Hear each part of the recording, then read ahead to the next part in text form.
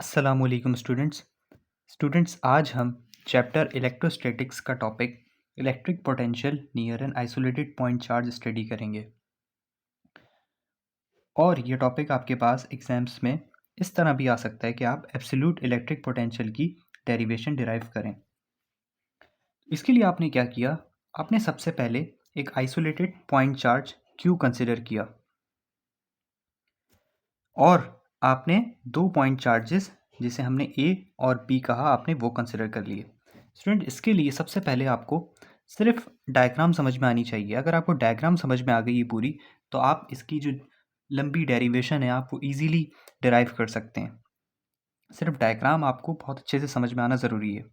सबसे पहले आपने क्या किया, as the topic suggest, topic में आपके पास electric potential near an isolated point charge का जिक्र था, तो आपने एक आइसोलेटेड पॉइंट चार्ज कंसिडर कर लिया और आपने इस चार्ज के करीब दो पॉइंट चार्जेस रख दिए।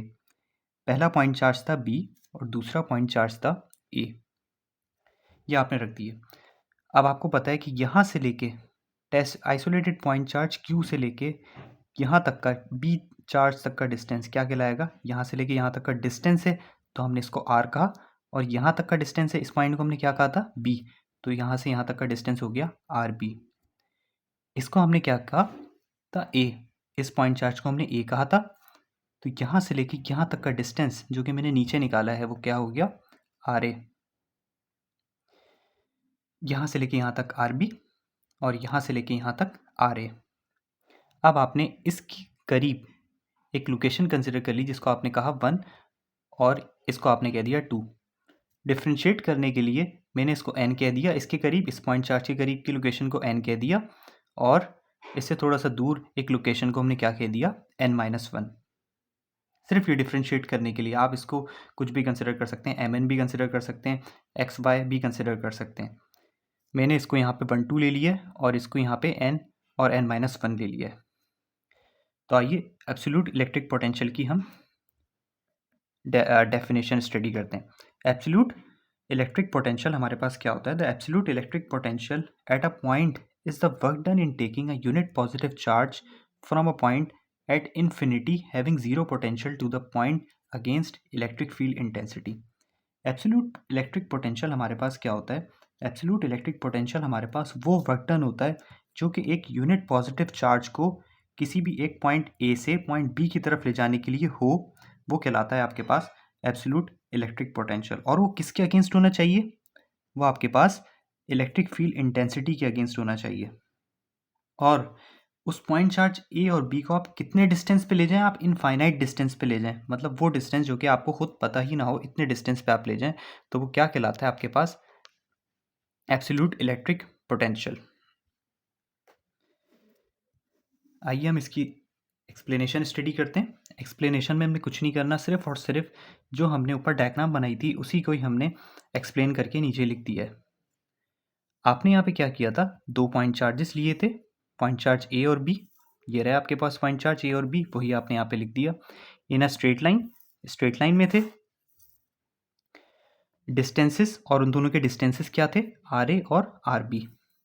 पॉइंट चार्ज ए का डिस्टेंस था R A, point charge B का डिस्टेंस था आर बी, ये आपने ले लिया था। अच्छा, पॉइंट चार्ज बी के करीब का जो डिस्टेंस जिसको हमने एन कहा था, तो ऑफकोर्स यहाँ से लेके यहाँ तक के हम डिस्टेंस को भी क्या कहेंगे, आर एन कहेंगे। आर डिस्टेंस और एन इस वाले पॉइंट का नाम है।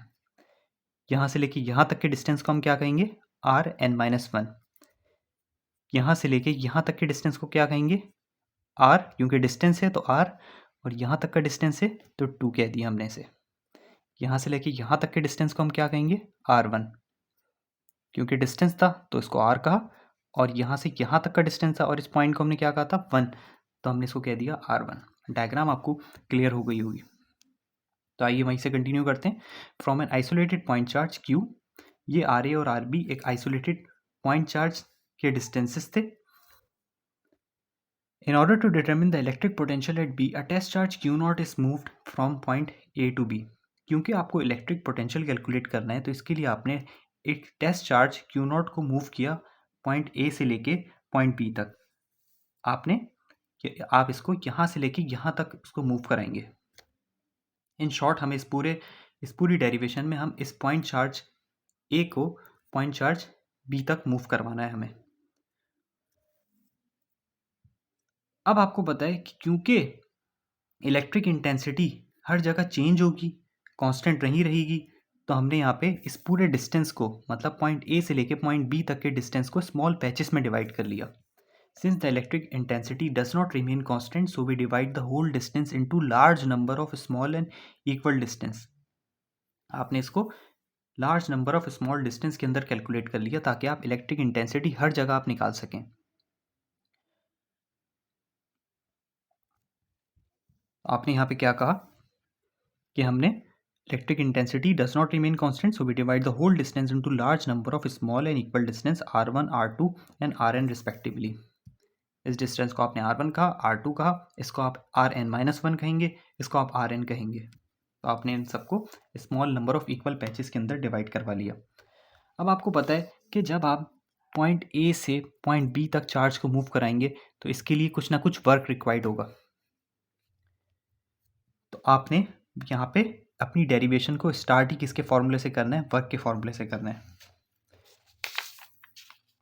तो आपने क्या लिखा कि first we determine the work done in moving charge from point A to B. Work का फॉर्मूला क्या होता है? Work is equal to F D cos theta. Work का फॉर्मूला कॉमन है, एफ एस कॉस थीटा होता है या आप एफ डी कॉस थीटा कर सकते हैं। यहाँ पे एफ फोर्स होता है और डी हमारे पास डिस्प्लेसमेंट होता है। कॉस थीटा एंगल के को डिनोट करता है। अगर कोई ना कोई एंगल है फोर्स और डिस्प्लेसमेंट के दरमियान तो हम उसको यहाँ पे लिख देते हैं।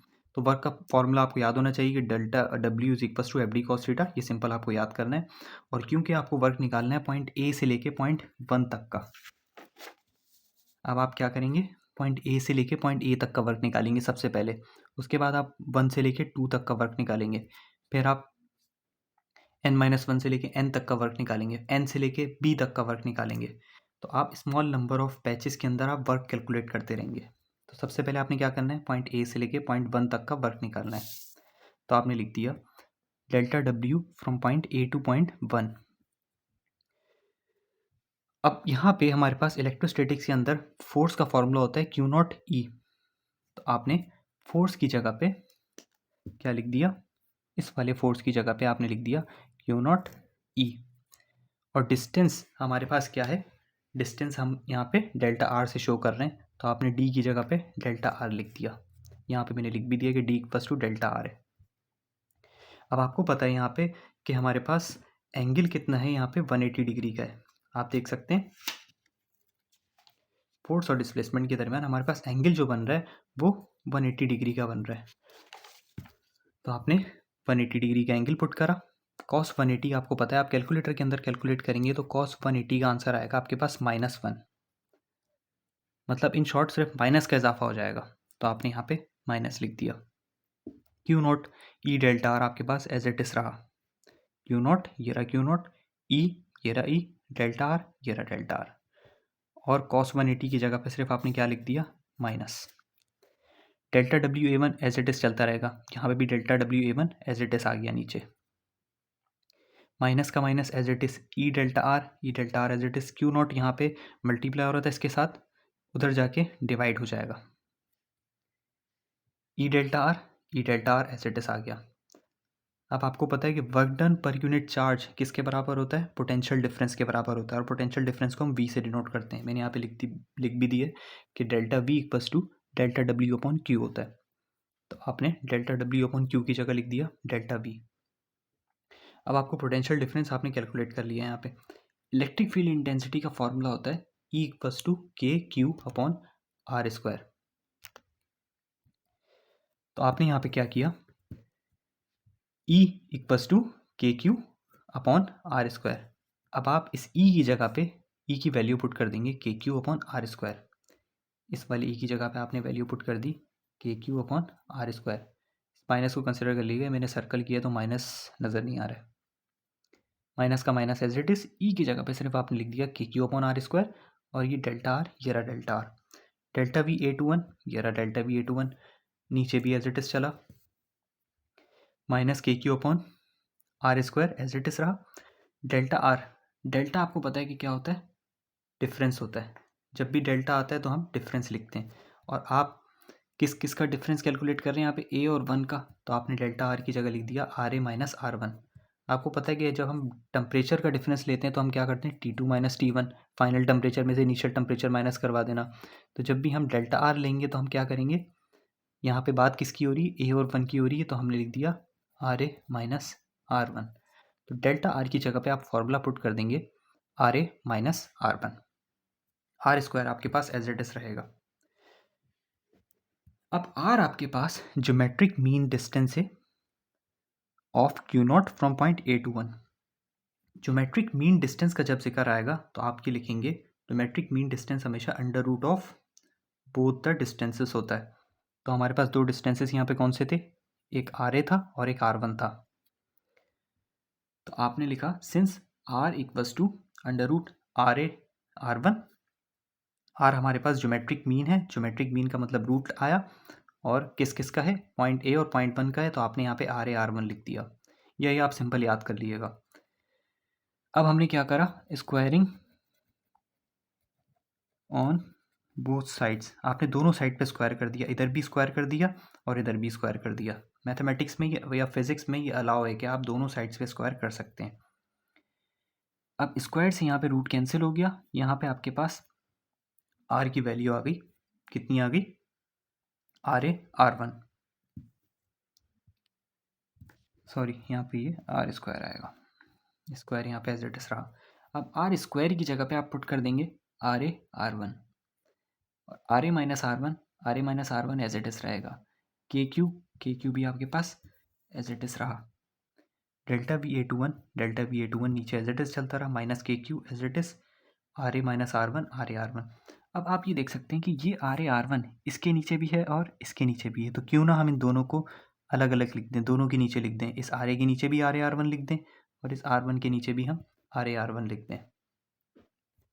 तो आपने यही कहा, आपने यही किया, इस आर ए के नीचे भी आर ए आर वन लिख दिया और इस आर वन के नीचे भी आपने आर ए आर वन लिख दिया, क्योंकि ये इन दोनों के नीचे था। अब आपने आर वन से आर वन को कैंसिल करा और इस आर ए से आर ए को कैंसिल कर दिया। आपके पास यहाँ पे क्या बचा, सिर्फ आर वन बचा और इधर क्या बचा, आर ए बचा। तो आपने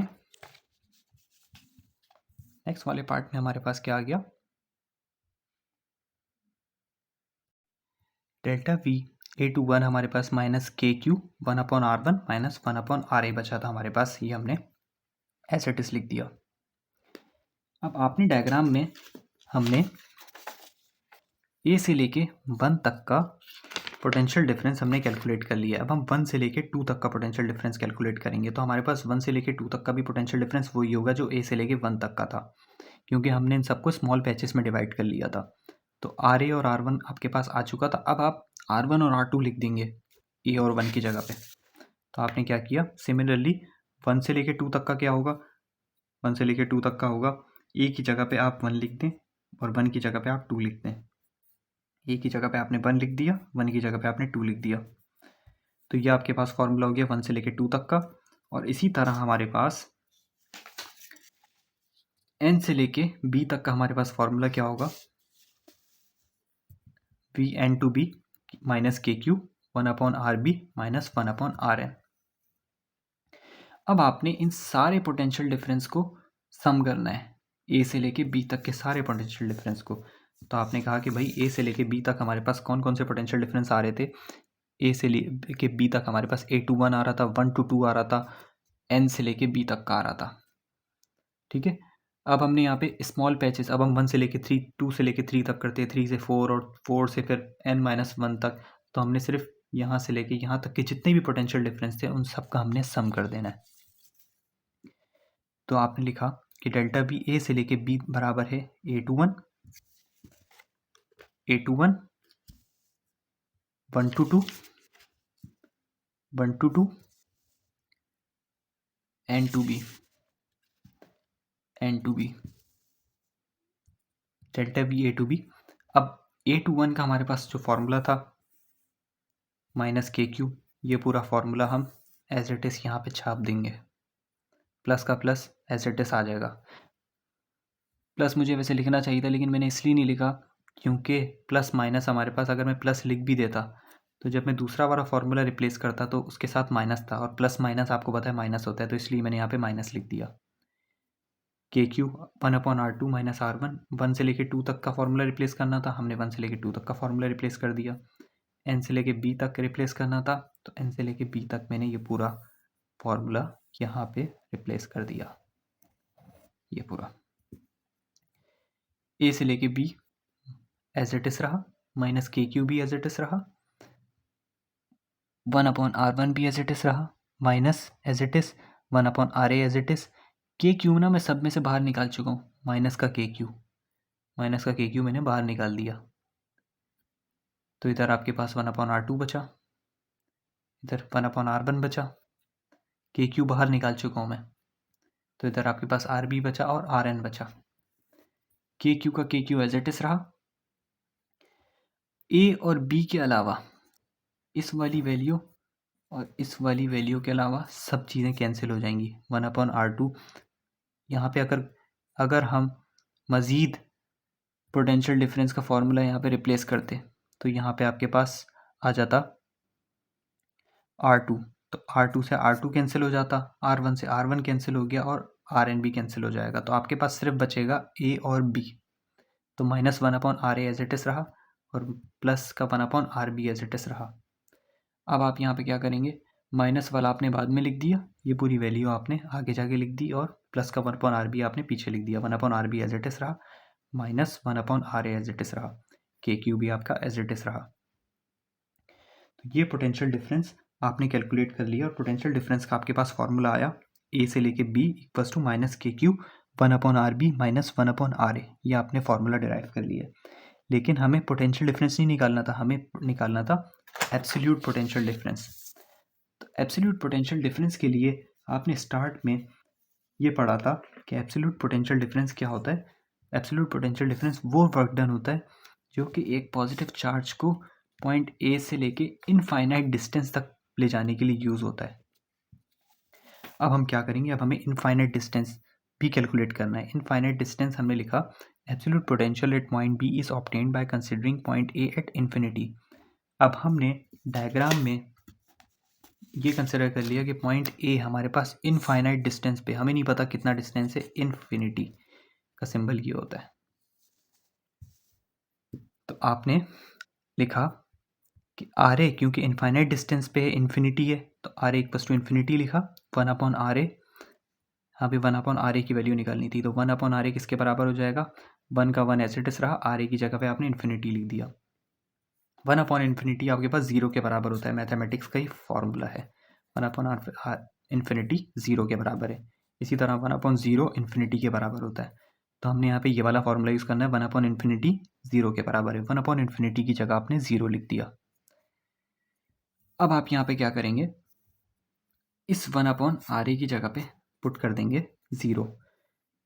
तो आप 0 की कोई वैल्यू होती नहीं है, तो इसका मतलब ये पूरी जगह, ये पूरी वैल्यू ख़त्म हो गई। आपके पास क्या बचा, 1/RB बचा और माइनस के क्यू बचा। तो एब्सोल्यूट पोटेंशियल डिफरेंस का आपके पास फॉर्मूला आया V B equals to minus K Q upon R B.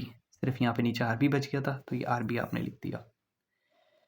अब हमारे पास के की वैल्यू बराबर होती है 1/4 पाई एप्सिलॉन नॉट के, तो आप के की जगह ये वैल्यू भी पुट कर सकते हैं, माइनस 1/4 पाई एप्सिलॉन नॉट।